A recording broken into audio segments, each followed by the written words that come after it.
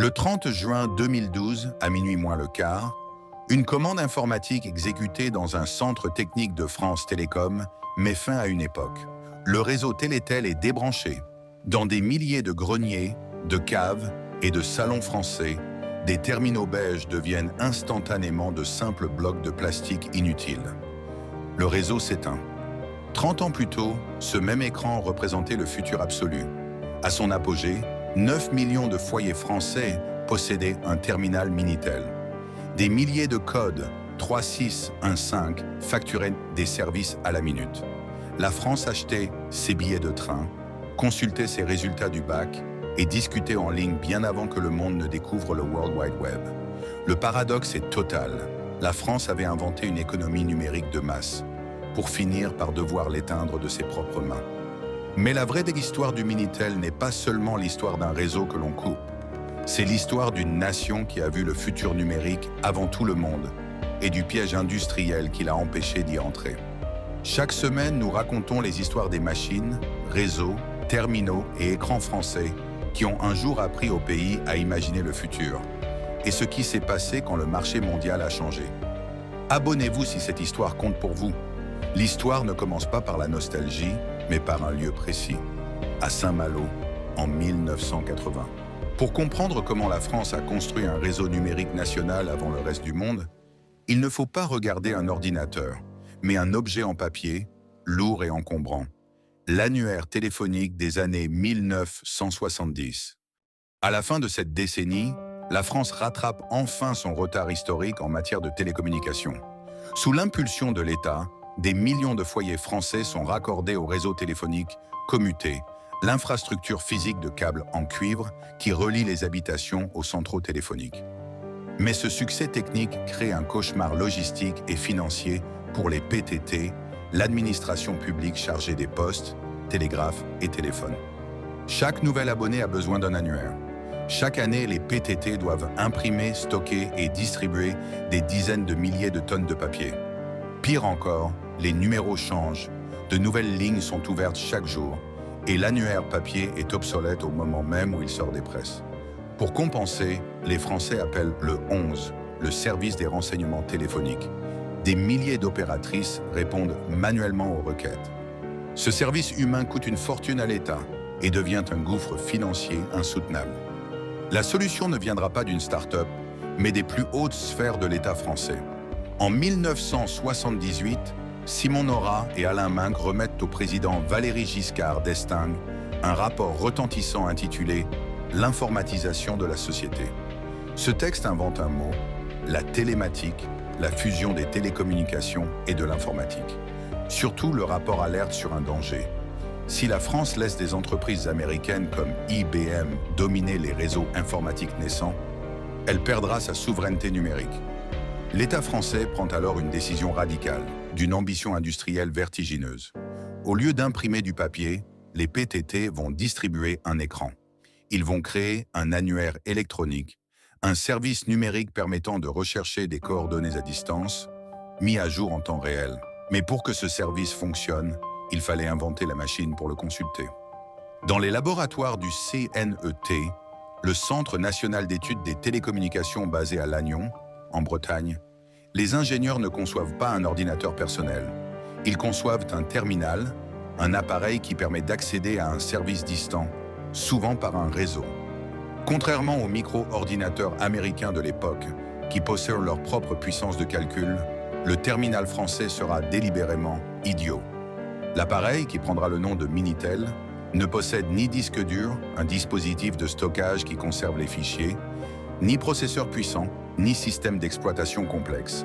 Il se compose uniquement de 3 éléments vitaux. Un petit écran cathodique monochrome de 9 pouces affichant du texte, un clavier pour taper les requêtes et un modem intégré. Un appareil qui permet au terminal d'échanger des données par la ligne de communication en transformant le signal numérique en signal sonore. Le terminal n'est que la partie visible. L'intelligence ne se trouve pas dans la machine posée sur la table, mais dans les serveurs lointains des PTT, reliés par le tout nouveau réseau Transpac, une infrastructure nationale de transmission de données par paquet qui permet des connexions fiables et peu coûteuses. L'expérience quitte les laboratoires pour affronter la réalité des foyers français à l'été 1980. À Saint-Malo, en Ille-et-Vilaine, 55 utilisateurs volontaires reçoivent les premiers prototypes. Pour la première fois, des citoyens ordinaires ne tournent plus les pages d'un livre de la taille d'un bottin. Ils allument un écran beige, composent un numéro et entendent le son strident de la synchronisation du modem. Ils tapent un nom de famille sur un clavier et le numéro s'affiche instantanément à l'écran, en caractères formés de gros pixels. L'annuaire électronique vient de prouver sa faisabilité technique. L'année suivante, en 1981, l'expérimentation passe à l'échelle supérieure, au cœur de la banlieue parisienne. À Vélizy-Villacoublay, l'opération Télétel 3 fait équipe 2500 foyers. Mais cette fois, le système ne se limite plus à l'annuaire. Les PTT ont invité des fournisseurs de services, des journaux locaux, des banques, des services de vente par correspondance. Les familles de Vélizy découvrent qu'elles peuvent consulter la météo, lire les titres de la presse ou consulter le solde de leur compte bancaire depuis leur salon en utilisant leur ligne téléphonique. C'est à Vélizy qu'une première fissure apparaît dans le plan initial de l'État. Les utilisateurs se désintéressent rapidement des services institutionnels pour se passionner pour la messagerie, un outil rudimentaire ajouté presque par hasard qui leur permet de s'envoyer des messages écrits d'un terminal à l'autre. Le besoin de communication humaine dépasse instantanément le besoin d'information pure. Malgré les débats, notamment sur l'agencement du clavier, les premiers modèles expérimentant un ordre alphabétique, A, B, C, D, E, F, avant que l'AZERTY ne s'impose pour des raisons de vitesse de frappe, la Direction générale des télécommunications prend le grand pari industriel. En 1982, le lancement commercial national est acté et la stratégie de déploiement est un coup de génie économique qui va façonner le marché technologique français, forçant État, PTT, télécom et infrastructures publiques. L'appareil fabriqué dans les usines françaises de Télé-Alcatel, Matra et Radiotechnique ne sera pas vendu dans des magasins d'électronique. Il ne sera pas sur les étagères de la Fnac ou de Darty. Le Minitel sera prêté gratuitement par l'État à tout abonné au téléphone qui accepte de renoncer à son annuaire papier. Cette décision de subventionner massivement le matériel par les fonds publics contourne le plus grand obstacle de toute nouvelle technologie, le coût d'acquisition. Du jour au lendemain, la France installe une base d'utilisateurs captifs d'une taille inédite au monde. Les camions des PTT livrent les cartons beiges dans les agences France Télécom et directement chez les particuliers. Les familles déballent la machine, branchent la prise en T dans le mur du couloir, allumant l'écran cathodique et entrent dans le réseau Télétel. L'écran beige avait trouvé sa place dans le couloir, près du téléphone fixe. La France avait construit l'infrastructure et distribué la machine. Mais elle n'avait pas encore vu ce que les développeurs privés allaient en faire. L'appareil était gratuit et la consultation de l'annuaire électronique l'était tout autant. Mais le triomphe absolu du réseau Télétel n'allait pas venir d'un service public de renseignement.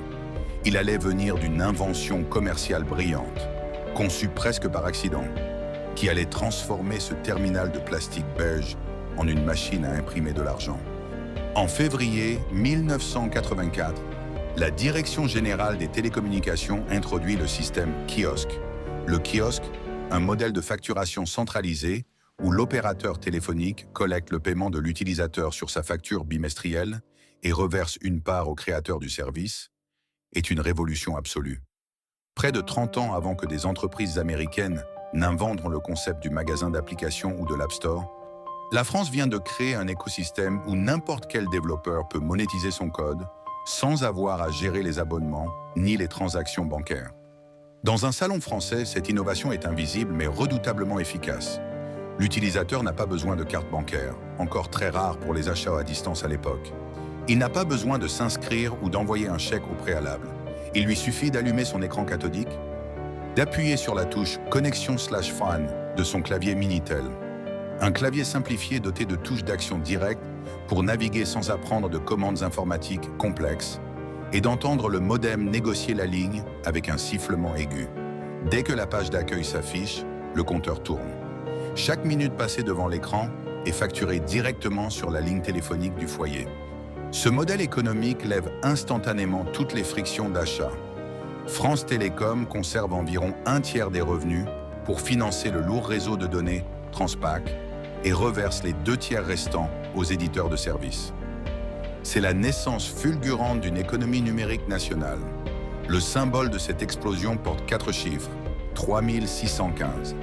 Le 3615, un préfixe tarifaire spécifique qui signale un service payant à forte valeur ajoutée, devient en quelques mois le code le plus célèbre de France. Avant l'ère des adresses web ou des moteurs de recherche, la navigation se fait par ces raccourcis mémorisables. On ne tape pas une URL, on compose le 3615 suivi du nom du service. La presse française comprend immédiatement l'immense potentiel de cette nouvelle plateforme. Des journaux comme Libération, Le Parisien ou Le Quotidien régional. Les dernières nouvelles d'Alsace ouvrent leurs propres serveurs télématiques. Initialement, ils pensent y transférer leurs articles. Mais les éditeurs découvrent rapidement une vérité fondamentale du numérique. L'utilisateur ne veut pas seulement lire un texte sur un écran fatigant pour les yeux. Il veut interagir, participer et communiquer. Et c'est ici que l'État, qui avait conçu le Minitel comme un outil sérieux d'information civique, perd définitivement le contrôle culturel de sa propre création. La véritable percée ne vient pas des informations boursières, de la météo ou des actualités. Elle vient de la communication de personne à personne. Les messageries instantanées, initialement conçues pour des échanges professionnels rudimentaires ou des petites annonces, explosent. La France invente le réseau social grand public avant l'heure, sous le couvert de l'anonymat des pseudonymes. Et très vite, ce besoin de communication dérive vers l'industrie la plus lucrative du réseau, les messageries roses. Des codes comme 3615 ULA, 3615 Aline ou 3615 Estia envahissent l'espace public. Ils sont partout, sur les panneaux publicitaires, dans les pages de la presse magazine et sur les immenses affiches 4x3 dans les couloirs du métro parisien. Derrière ces services, de jeunes entrepreneurs privés et même des organes de presse sérieux qui utilisent discrètement ces revenus pour financer leur rédaction, emploient des dizaines d'animateurs et d'animatrices pour maintenir les utilisateurs connectés le plus longtemps possible. Dans la chambre d'un adolescent ou dans le bureau d'un adulte, tard le soir, le terminal s'allume. L'utilisateur tape sur le clavier aux touches en plastique dur, attendant que les pages se chargent ligne par ligne, gros pixel par gros pixel. Le modem opère à une vitesse asymétrique. Il reçoit les données à 1200 bits par seconde pour afficher le texte et envoie les frappes de l'utilisateur à 75 bits par seconde. Cette limitation technique, loin d'être un frein, impose un rythme de lecture hypnotique. Le silence de la maison n'est rompu que par le cliquetis caractéristique de la touche « Envoi ». Ce que l'utilisateur ne voit pas dans l'obscurité, c'est le compteur des P, T et T qui tourne, accumulant les dizaines de francs sur une facture bimestrielle qui fera bientôt hurler de nombreuses familles. Cette économie, bien que moralement critiquée et qualifiée de télématique de l'ombre, finance en réalité l'expansion massive de l'infrastructure. Elle prouve que le système fonctionne. Force 4, standards, écosystèmes et développeurs support. Mais l'écosystème ne s'arrête pas aux messageries. La véritable force du Minitel, c'est qu'il s'infiltre dans toutes les strates pratiques de la société. En 1987, la SNCF, la Société nationale des chemins de fer français, lance le 3615 SNCF. Pour la première fois, un usager n'a plus besoin de se déplacer et de faire la queue au guichet d'une gare physique pour consulter les horaires ou réserver un billet de train. Il le fait depuis le meuble de son entrée, en interagissant directement avec les serveurs centraux. Les géants de la vente par correspondance, comme La Redoute ou les Trois Suisses, adaptent leurs immenses catalogues de papier pour permettre la commande directe par écran. Les grandes banques permettent la consultation des soldes de compte à distance. Les lycéens n'attendent plus seulement devant les grilles de leur établissement. Ils tapent frénétiquement leur numéro de matricule sur le 3615 pour obtenir les résultats du baccalauréat. À la fin des années 1980, le pari technologique français est devenu une anomalie mondiale fascinante. Pendant que le grand public américain ou britannique considère encore l'ordinateur comme une machine complexe nécessitant l'achat de modems externes, de logiciels coûteux et de configurations techniques réservées aux passionnés, la France a aboli la barrière technique. Le Minitel n'est plus une curiosité d'ingénieur. il a imposé un nouveau rituel domestique. La machine n'était plus un simple annuaire. Elle devenait le centre d'un écosystème qui allait dicter le rythme des soirées dans des millions de foyers français. Au milieu des années 1990, le réseau Télétel ne relève plus de la simple curiosité technologique. Il est devenu l'infrastructure nerveuse d'une nation entière. L'ambition initiale de l'État français s'est transformée en une réalité incontestable. Le terminal a conquis le pays. À son apogée géographique et culturel, la France compte près de 9 millions de terminaux Minitel installés.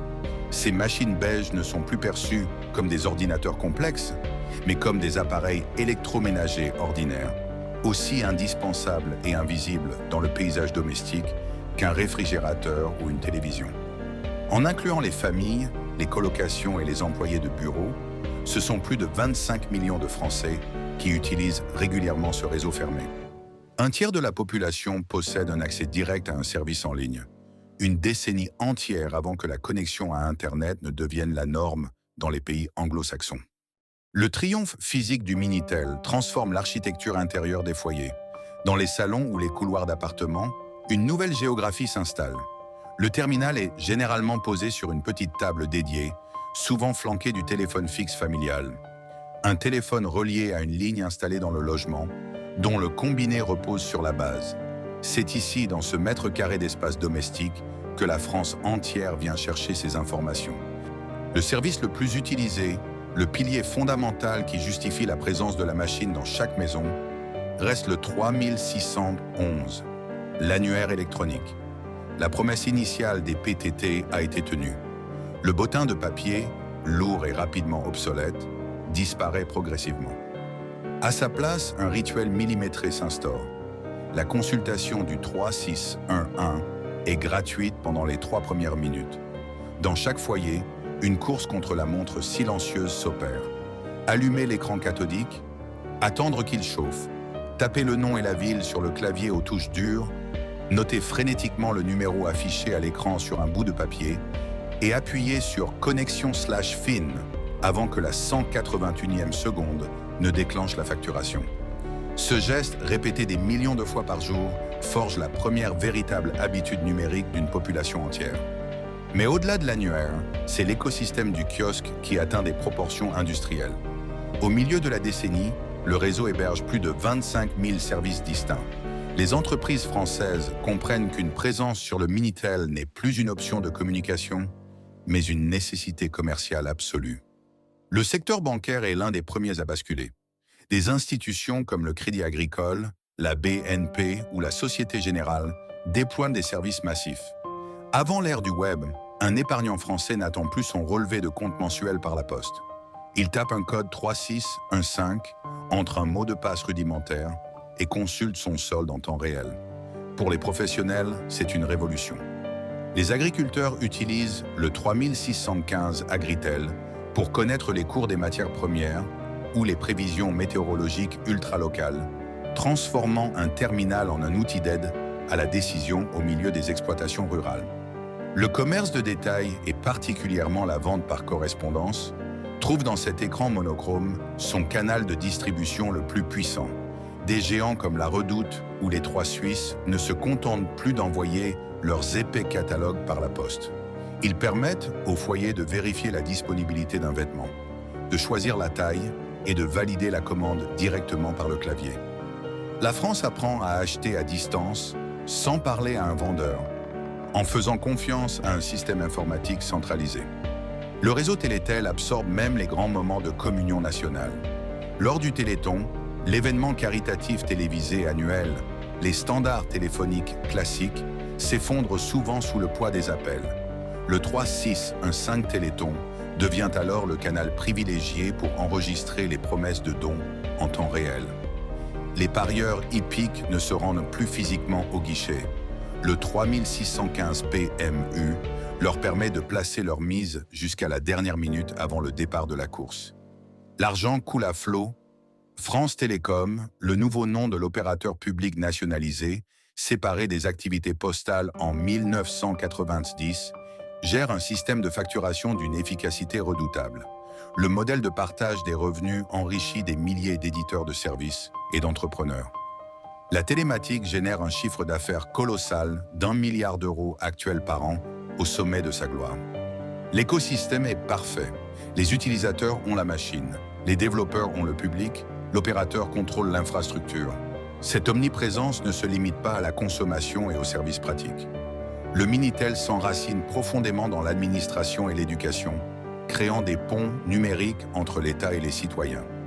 Au mois de juillet, une scène se répète dans tout le pays. Les résultats du baccalauréat, autrefois placardés exclusivement sur les panneaux d'affichage des lycées, où des foules d'élèves anxieux se pressaient, sont désormais accessibles à distance. Le ministère de l'Éducation nationale déploie des serveurs dédiés. Un lycéen, enfermé dans sa chambre ou assis dans le couloir familial, saisit son numéro de matricule. Les lettres s'affichent lentement, ligne par ligne. La sentence « admis », recalé ou oral de rattrapage, apparaît sur un écran de 9 pouces, dans la lumière verte ou beige du tube cathodique, créant des moments de liesse ou de drame dans l'intimité des foyers, bien avant l'ère des notifications mobiles. L'utilisation étudiante et lycéenne met également en lumière l'une des dynamiques familiales les plus tendues de l'époque, la facture téléphonique. Le terminal ne possède pas de compteur de coût intégré visible en permanence. L'illusion de la gratuité ou du faible coût s'évapore tous les 2 mois lorsque l'enveloppe de France Télécom atterrit dans la boîte aux lettres. La ligne détaillant les communications kiosques provoque d'innombrables conflits domestiques. Des adolescents ayant passé des heures sur des messageries de discussion ou des jeux en ligne par texte découvrent que la facture grimpe à des centaines, voire des milliers de francs. Pour limiter l'hémorragie, des parents désespérés vont jusqu'à acheter des cadenas physiques qui se fixent sur la prise téléphonique ou sur la prise d'alimentation du Minitel. Mais malgré ces frictions, la confiance de la population dans le réseau est absolue. Le système est perçu comme robuste, sécurisé et surtout contrôlé par une entité nationale familière. Les utilisateurs ne craignent pas le vol de données à grande échelle. La facturation est adossée à la ligne physique, liant indéfectiblement l'identité de paiement à l'adresse de la prise murale. C'est à cet instant précis, au carrefour de la rentabilité commerciale et de l'adoption massive, que l'exception française révèle sa véritable nature. Dans une France où un écran pouvait arriver par la ligne téléphonique avant d'arriver par le web, cette machine ne représentait pas seulement un service. Elle représentait une idée nationale du numérique, un terminal partagé, un réseau contrôlé, un usage domestique, une facture télécom, et la conviction que le futur pouvait être organisé avant d'être mondial. C'est la quintessence de la force 1, État, PTT, télécom et infrastructures publiques, fonctionnant en parfaite harmonie avec la force 4, standard, écosystème et soutien des développeurs. L'État a bâti les routes, le secteur privé y a construit les villes et les citoyens y ont élu domicile. Pourtant, cette gloire cache un isolement mortel. Fort de son triomphe domestique, France Télécom tente d'exporter son modèle à l'international. L'entreprise participe à la création de standards mondiaux pour le vidéotex, un système d'affichage de pages et de services consultés à distance par un terminal. Mais les marchés étrangers réagissent différemment. Aux États-Unis, la culture technologique privilégie l'ordinateur personnel, le micro-ordinateur, avec sa propre puissance de calcul et ses disquettes de logiciels, plutôt qu'un terminal passif subventionné par une entreprise de télécommunications monopolistique. En Allemagne, avec le Bildschirmtext, ou au Royaume-Uni, avec Prestel, les systèmes similaires restent chers, confidentiels, réservés aux professionnels et ne trouvent jamais de modèle économique grand public équivalent au kiosque. Le Minitel devient une forteresse magnifique mais encerclée. C'est une plateforme florissante, extrêmement rentable, mais dont les frontières s'arrêtent brutalement aux limites du territoire français. À Paris, à Lannion et dans les centres de décision de France Télécom, les dirigeants observent les courbes de revenus qui continuent de grimper. L'argent rentre, les utilisateurs sont fidèles, les éditeurs de services prospèrent, l'infrastructure est amortie, le modèle semble intouchable, protégé par son immensité même. Le réseau semblait invincible. Mais au même moment, sur des ordinateurs connectés à une ligne téléphonique via un autre protocole, le monde entier commençait à construire un réseau que la France ne pourrait pas contrôler. La première fissure fut presque imperceptible. Elle ne se manifesta pas par une panne géante du réseau Transpac, ni par un effondrement soudain des livraisons de terminaux dans les agences France Télécom. Elle apparut sous la forme d'une simple hésitation, d'un contraste technique frappant dans le silence d'une salle informatique universitaire, au milieu des années 1990. Dans ces salles de classe et ces bibliothèques universitaires équipées de micro-ordinateurs récents, quelques étudiants et chercheurs français commençaient à utiliser un navigateur, un logiciel utilisé pour consulter des sites web sur un réseau mondial ouvert. Sur ces écrans d'ordinateur, une révolution s'opérait. Il y avait de la couleur, il y avait des images qui, bien que se chargeant lentement ligne par ligne, existaient véritablement. Et surtout, il y avait des liens hypertextes qui permettaient de sauter instantanément vers des serveurs situés en Californie, au Japon ou en Norvège, le tout sans passer par le système de tarification par minute des PTT. Pendant ce temps, dans le couloir de la maison familiale ou dans le salon, le terminal Minitel restait figé dans son architecture d'origine. Son petit écran affichait toujours ce même texte monochrome, construit avec ces mêmes pixels carrés et rudimentaires, naviguant à travers une interface stricte où chaque lettre tapée sur le clavier en plastique dur prenait une fraction de seconde visible pour apparaître. La limite technique du modem intégré, l'appareil convertissant le signal, bloqué asymétriquement à 1200 bits par seconde en réception et 75 en émission, n'avait pas évolué. L'appareil fonctionnait encore. Le marché mondial de la technologie autour de lui commençait à changer. Au début, l'establishment technologique et industriel français regarda ce réseau mondial émergent avec un mélange de curiosité condescendante et de scepticisme affirmé. France Télécom gérait une machine à imprimer de l'argent d'une ampleur inédite. Le réseau Télétel générait des milliards de francs de revenus annuels. Le système kiosque était d'une efficacité redoutable, facturant l'utilisateur directement sur sa ligne téléphonique fixe, la connexion physique en cuivre qui reliait le foyer aux centrales téléphoniques, sans aucune friction bancaire, sans carte de crédit, sans abonnement préalable. Pourquoi la France abandonnerait-elle un système fermé, contrôlé, sécurisé, extraordinairement rentable et national pour un réseau ouvert, chaotique, apparemment gratuit et totalement dominé par des protocoles américains? C'est précisément ici que la plus grande force du modèle français s'est retournée contre lui pour l'étouffer. Le triomphe incontestable du Minitel est devenu le piège doré de la technologie française. Force 1, État, PTT, Télécom et infrastructures publiques. L'immense écosystème qui avait fait le succès du réseau s'est transformé en une puissante force d'inertie. Les dizaines de milliers d'éditeurs de services, les journaux quotidiens, les grandes banques, les sociétés de vente par correspondance et les créateurs de messagerie rose n'avaient absolument aucune incitation économique à migrer vers ce nouveau World Wide Web. Sur le Minitel, chaque minute passée par un adolescent ou un adulte sur un code 3615 rapportait des francs de manière automatique. Sur Internet, la culture naissante était celle de la gratuité, de l'information libre et de l'absence de modèles de paiement structurés. Demander aux entreprises florissantes de la télématique française de passer au web revenait à leur demander de s'aborder volontairement leur propre modèle d'affaires pour une promesse technologique incertaine. Force 4, standard, écosystème et soutien des développeurs. Dans le quartier du Sentier à Paris, cœur bouillonnant de la création numérique au milieu des années 1990, une fracture générationnelle et financière s'ouvrait. Si de jeunes ingénieurs voulaient lancer un service numérique innovant, les banques et les investisseurs français exigeaient souvent qu'ils le développent d'abord pour le Minitel, car la rentabilité y était mathématiquement prouvée. Le capital risque français s'est ainsi retrouvé bloqué sur une plateforme nationale vieillissante, à l'instant même où la Silicon Valley américaine finançait massivement la fondation de l'Internet mondial avec Yahoo, Amazon ou eBay. La France n'a pas cessé de vouloir financer l'innovation numérique. Elle a simplement continué à financer une version du futur qui était en train d'être contournée. Simultanément, la pression s'est accentuée au sein même des foyers français. La facturation à la durée, qui semblait parfaitement acceptable pour des requêtes fonctionnelles et rapides, chercher un numéro de plombier sur le 3611 ou consulter la météo régionale, devenait un fardeau financier insoutenable face aux nouvelles attentes des utilisateurs. Les Français commençaient à vouloir flâner en ligne, lire de longs articles, participer à des forums mondiaux, télécharger des fichiers.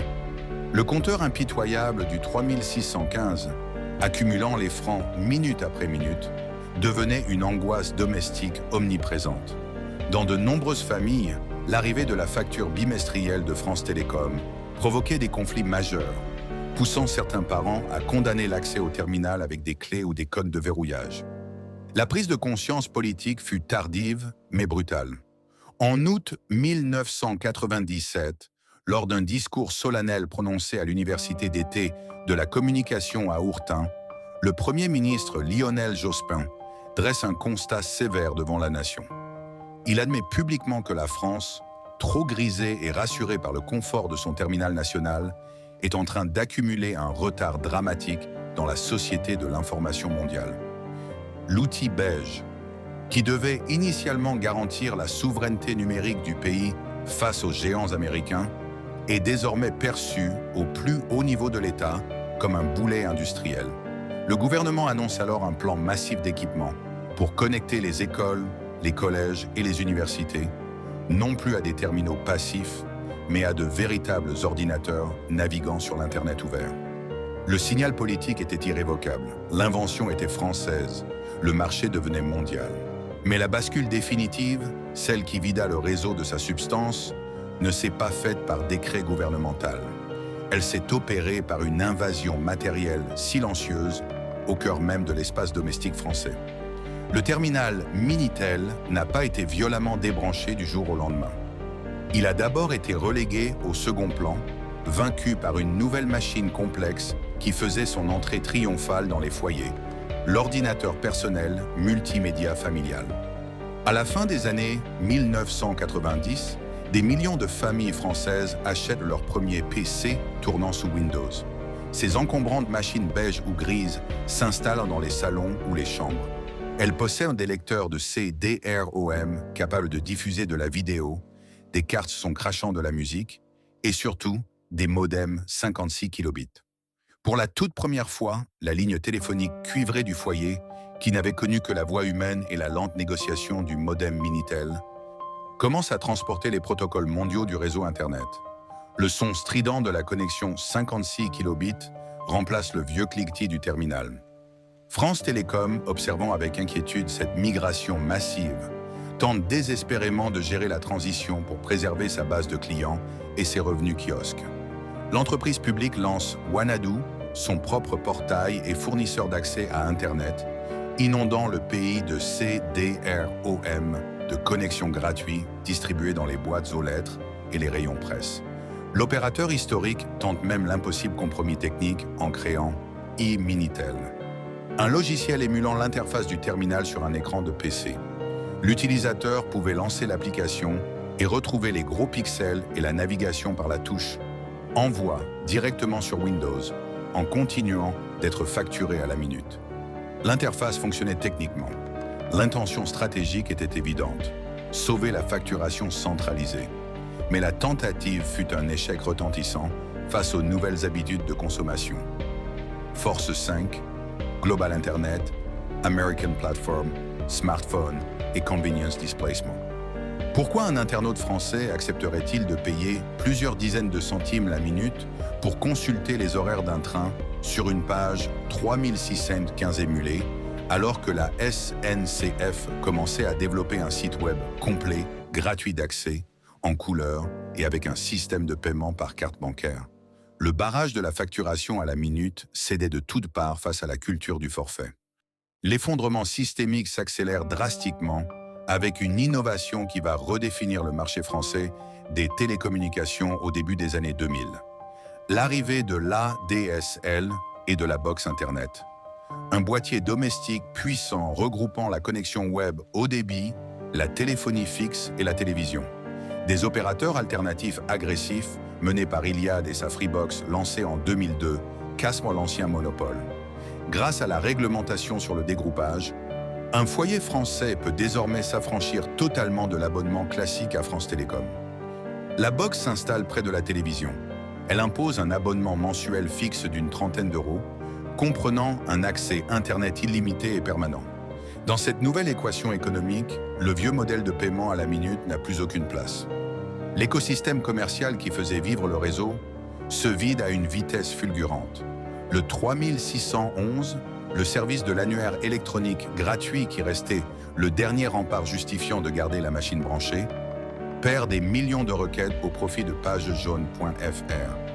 Les grandes enseignes de distribution, les banques, la météo et les journaux ferment leurs serveurs vidéotextes un à un. Privé de ces services, le terminal perd sa fonction rituelle. L'écran de plastique beige est physiquement déplacé. Il quitte le meuble central du couloir pour être posé par terre, puis rangé dans un placard de la chambre d'amis, avant de finir empilé dans des cartons au grenier, dans les allées des vides-greniers dominicaux ou directement dans les bennes des déchetteries municipales. Le paradoxe du Minitel, c'est qu'il a mis presque 10 ans à mourir totalement. Pendant toutes les années 2000, un noyau dur d'irréductibles professionnels l'a maintenu sous perfusion. Des agriculteurs l'utilisaient encore pour déclarer des mouvements de bétail sur des réseaux régionaux spécialisés. Des milliers de médecins généralistes s'en servaient quotidiennement pour transmettre les feuilles de soins de l'assurance maladie, équipés de lecteurs de cartes vitales branchés sur le port série du terminal. Pour ces professionnels, la machine n'était pas obsolète. Elle démarrait instantanément, ne plantait jamais, ne demandait aucune mise à jour de système d'exploitation et s'avérait totalement insensible aux virus qui ravageaient les PC connectés à Internet. Mais l'infrastructure lourde et vieillissante du réseau Transpac coûtait désormais une fortune à maintenir pour un volume d'utilisateurs qui s'érodait inéluctablement. Orange, héritière de France Télécom, annonce à plusieurs reprises la mort du service, repoussant l'échéance face aux suppliques des dernières professions dépendantes de cet outil hérité. L'ultime acte de basculement culturel, celui qui rendit le concept même du terminal filaire incompréhensible pour la nouvelle génération, fut le triomphe du smartphone. Quand la population française a commencé à transporter la puissance d'un ordinateur connecté en permanence dans sa poche, capable de géolocalisation, d'applications riches et de vidéos, la survie d'un boîtier monochrome nécessitant une prise murale relevait de la paléontologie technologique. La décision finale tomba, sans faste, sans cérémonie nationale, le 30 juin 2012, peu avant minuit, les ingénieurs d'Orange ont exécuté la commande d'extinction. Les derniers commutateurs du réseau X25 furent mis hors tension. Après 30 années de bons et loyaux services, le signal disparut définitivement des lignes de cuivre françaises. Le réseau s'arrêta, le modem se tut, la prise fut abandonnée, l'écran devint noir, la facture disparut, l'habitude s'effaça, le plastique jaunit, le geste fut oublié. Le 30 juin 2012, la France a officiellement débranché son passé. Mais la mort technique du réseau ne l'a pas effacé de la mémoire de la société française. L'appareil beige a cessé d'être un terminal de communication fonctionnel pour devenir un artefact archéologique, le vestige d'un futur alternatif que seul un pays avait décidé de construire à cette échelle. Aujourd'hui, l'infrastructure lourde de Télétel et du réseau Transpac n'existe plus. France Télécom, l'opérateur d'État tout-puissant qui a pensé, financé et déployé cette machine, a fini par être totalement privatisé et a changé de nom pour devenir Orange, un géant mondial luttant sur le marché de la fibre optique et de la 5G. Les anciens codes d'accès ont perdu toute utilité technique. Pourtant, le célèbre préfixe 3615 s'est métamorphosé en une expression linguistique. Il est devenu une référence culturelle utilisée par ceux qui ont connu cette époque pour souligner une attitude dépassée ou pour ironiser sur quelqu'un qui raconte sa vie avec l'expression « 3615 my life ». Le réseau s'est éteint, mais la syntaxe a survécu. Cependant, la machine physique refuse de disparaître totalement. À l'ère des écrans plats 4K et du cloud computing, une communauté de passionnés, de bidouilleurs et d'archivistes français s'acharne à maintenir l'illusion de la vie dans les vieux tubes cathodiques. Dans des ateliers associatifs, des laboratoires universitaires ou sur des forums de rétro-informatique, des ingénieurs conçoivent de petites cartes électroniques, souvent équipées de puces Wi-Fi modernes, qu'ils branchent sur la prise série située à l'arrière du terminal. Ce dispositif contemporain trompe le vieux modem de la machine. lui faisant croire qu'il est connecté à la ligne téléphonique des PTT, alors qu'il communique en réalité avec l'Internet mondial. L'écran s'allume à nouveau, les gros pixels forment des lettres et le clavier retrouve une utilité artificielle. Ces efforts de préservation dépassent la simple nostalgie. Si le Minitel mérite d'être conservé, branché et étudié aujourd'hui, ce n'est pas parce qu'il rappelle l'enfance d'une génération. Il est fondamental parce qu'il constitue le tout premier laboratoire de la société numérique.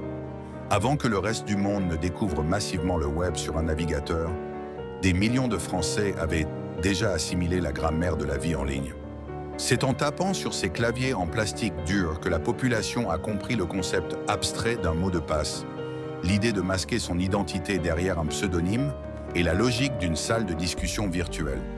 Les utilisateurs ont appris à interagir avec une base de données distante, à consulter un solde bancaire sans bordereau papier et à faire confiance à un système informatique pour commander un objet à distance.